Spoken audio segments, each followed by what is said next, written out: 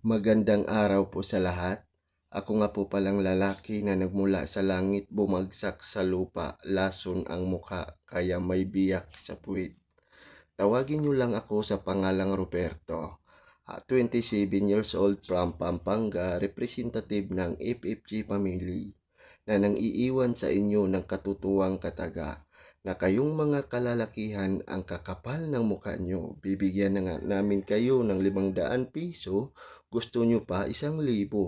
Ano ang akala nyo sa titi nyo? May kormito? At payo lang sa lahat ng kababaihan, imbis na gumamit kayo ng pinininwas, huwag magminula cooking oil na lang kayo. Kasi minula cooking oil, ilang bisis man kayo kantutin kung kayo'y golden patin.